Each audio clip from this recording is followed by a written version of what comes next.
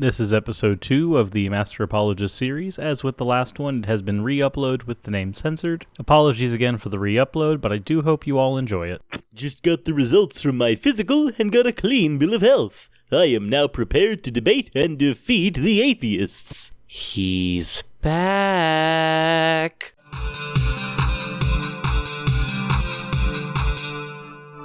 What's up, guys? So originally I was planning on doing this video a whole lot earlier, but about a week after I made my Master Apologist video, he deleted his Twitter account. I had all of these tweets from the last account sitting in my folder that I was planning on using for episode 2, but I didn't think it would be right considering that his account was gone. A bit like beating a dead horse, you know? That's why all the other atheists handle Kent Hovind, right? But as it turns out, after the new year has reactivated his account, and now we have Master Apologist online again. Considering that he still refuses to do a one-on-one debate while also simultaneously having a debate me bro attitude, I think it's time to delve back into his tweets and have some fun. And remember, if you're listening, I am more than willing to have a debate with you. One-on-one. I can handle myself alone at a debate. Can you? The atheists have just verified that the moon isn't really made of cheese.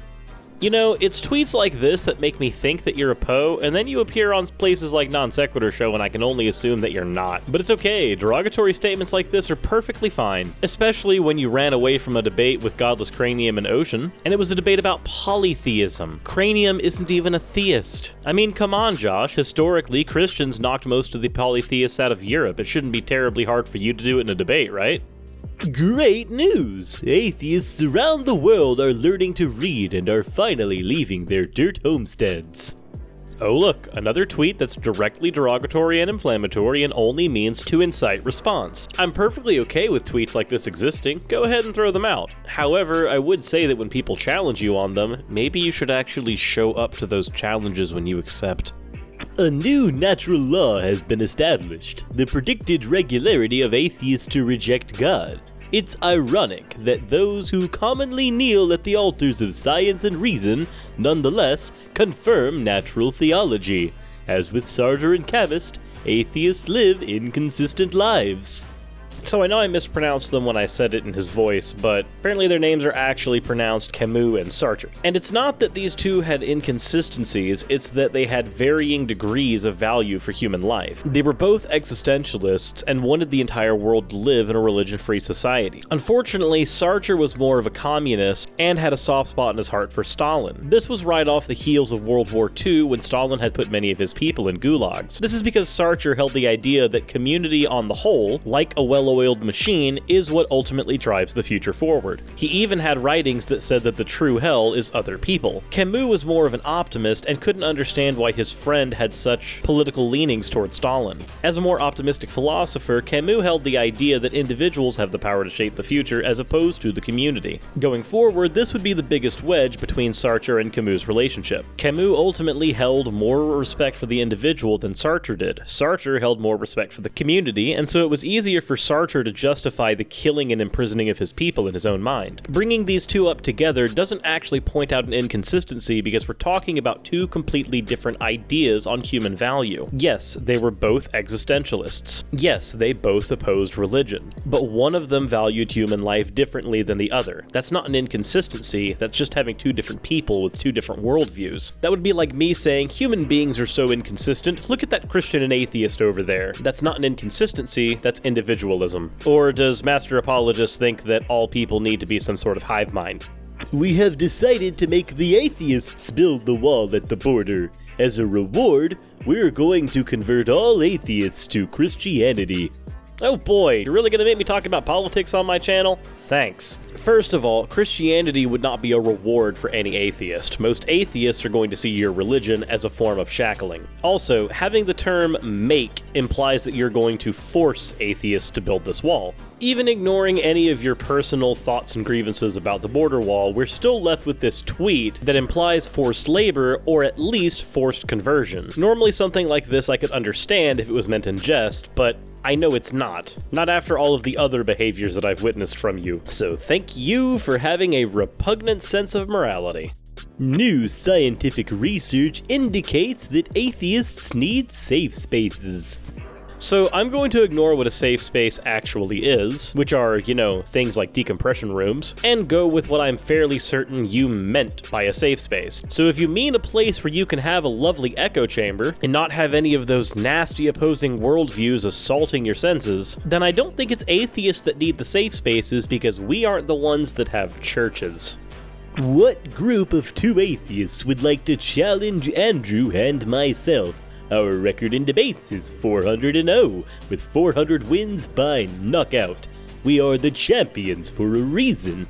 You must beg us for an opportunity to convert you to Christianity.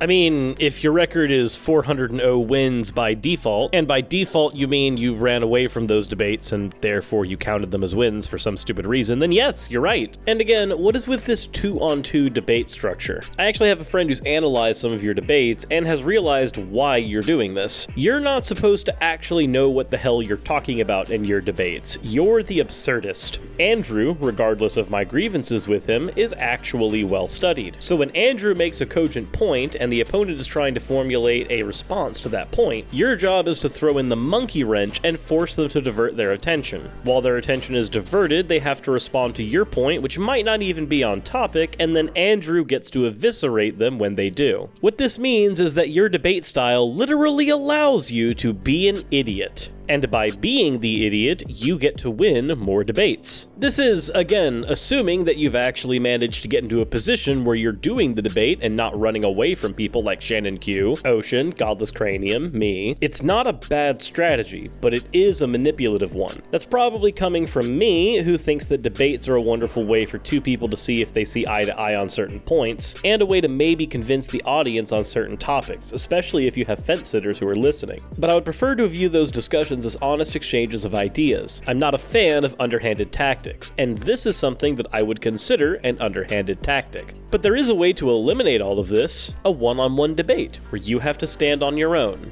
You constantly brag about your library and how much knowledge you have versus atheists, so why don't you put it to the test? Serious atheistic scholarship is at the level of a children's novel and amounts to something akin to Peter Pan theology. Indeed, this amounts to atheism being a type of pathology, willfully refusing to accept the evidence of common sense. Oh my god, what? So with pathology being the study of the spread of disease, are you linking atheism to a disease? It wouldn't surprise me if you were going to boil down atheists' positions to that of a disease. I know there are some people in the atheist camp that think that Christianity is a disease. I don't agree with the people in that camp, and I would hope that you wouldn't agree that atheists are a type of disease. Except based on this tweet, I can only assume that that is not the case. Also, by saying that serious atheistic scholarship is at the level of a children's novel, I can only assume that you haven't read actual atheistic scholarship. Not to mention, if we're using atheism as a lack of religion, which is normally improper, but I think that it will actually fit here, then saying that it's akin to Peter Pan theology is actually a category error, since it would literally be the absence of a theology. Lastly, your point about common sense, you do understand that common sense varies culture to culture, right? What's common sense to me and what's common sense to somebody in the Middle East can be entirely different. Common sense is directly linked to the common folk, and the common folk are bound by region. So what I'm getting at here is that there's not a single part of your tweet that makes any sense at all. Although I'm sure it makes perfect sense to you, and if that's the case, then that explains a lot. I'm at a teaching conference right now. Number of teachers and educators here who take claims of atheism seriously, 0. In education, we follow seek results. Oh good, I'm somebody who likes to follow seek results as well. But let me point out that being at a teaching conference and having 0 people there who happen to be atheists doesn't actually mean anything. I grew up in a Christian private school. Almost all the teachers there were a type of Christian. If I were to conduct a study amongst all of those teachers to see how many of them are atheist, I would probably end up with a big fat 0. So without any knowledge of where you actually had this teaching conference at, I can only guess that the polling results would have been skewed. Bear in mind also, there are many teachers who might not be comfortable uncomfortable being vocal atheists because, especially here in the United States, that term is still viewed in the pejorative. And the final note, you said that in education we follow seek results. I know that's a malforming of the sentence, but I'm going to keep using it. This means that in your tweet, you're assuming that your small source group is actually reflective of all of education. And if you think that, then welcome to the nose-counting fallacy. Poll data does not lead to truth. Poll data of this type will lead you to general consensus or opinion. It does not lead you to the truth value of a proposition. So if your proposition, which I think is the proposition you're going for, is that atheism is false, this is not proof that atheism is false. Also, can I just point out that it's really scary that somebody like you is actually in our education system? It just occurred to me that the modern atheist is very similar to Peter Pan. The boy didn't want to grow up. The sophisticated atheist tops out at about the level of a McDonald's Happy Meal. Not even a Mighty Kids meal? Dang. I prefer getting my McDouble. The cheeseburgers are a bit bready for me. Anyway, if I might engage in tu quoque for just a little bit, if we were to use you as an example, then it has just occurred to me that the modern Christian is very similar to Peter Pan. Now I know that you would hold umbrage with me if I said something like that, because I would be wrong. There are some Christians that hold on to their beliefs because they don't want to grow out of them, and then there are some Christians who actually have very well articulated and formulated positions. I personally know many of these Christians who have well-articulated positions on the subject of theology and their belief in Christianity, and because I've met them, I would not throw all Christians under the bus and try to paint them all with a broad brush like you're doing here with atheists. So we'll just chalk this one into the bin of idiotic tweets again. If any of you come put the video game controllers down for a few hours, Andrew and I will be debating two as of yet to be confirmed atheists, November 17th at 9 a.m. Eastern, with James moderating. We want the brightest among you. Now go back to your MTV and cartoons. So first off, as a 90s kid, MTV means a much different thing to me now than it probably means to people nowadays. I grew up when that channel actually had music on it. Neat, right? I included this tweet not because it says anything terribly egregious, but because it's one of your many shoutouts asking people to debate you. And I want to point out again that you ran from debates with multiple people. But speaking of James' channel, because I actually really like the guy, his channel is called Modern Day Debate, and I'm actually going to be on that channel today as well as on the Non Sequitur Show. It's going to be a three-way debate between me, Ocean Keltoy, and Mike Winger on different worldviews. What I'm getting at is that I'm willing to be in these multi-person debates. I was in the middle of an 8-person debate the other day as well, on James's channel. So it's not that I'm not willing to be in these multi-person debates, but it's that I understand why you're doing this, and it's because you can't hold your own. This is the flaw of the debate me bro attitude. When you're the one saying debate me bro, people are going to want to debate you. They don't give a crap about Andrew. I need your help teaching atheists how to read and how to reason. Please consider donating to my Patreon.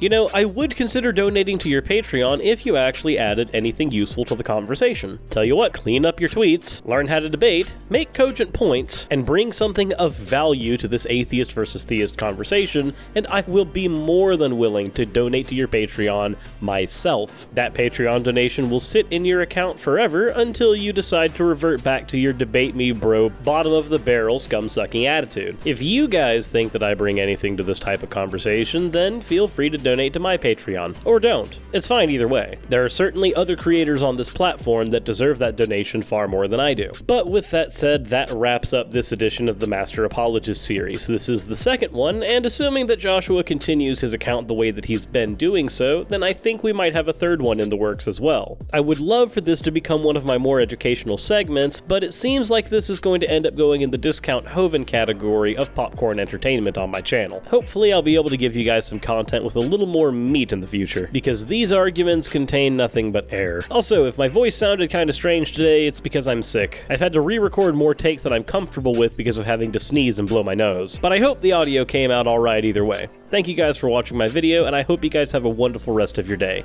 And I'll see you guys on the Non Sequitur Show and Modern Day Debate later today. So before we get into the Patreon slides, everyone, as always, insert end of video tagline here.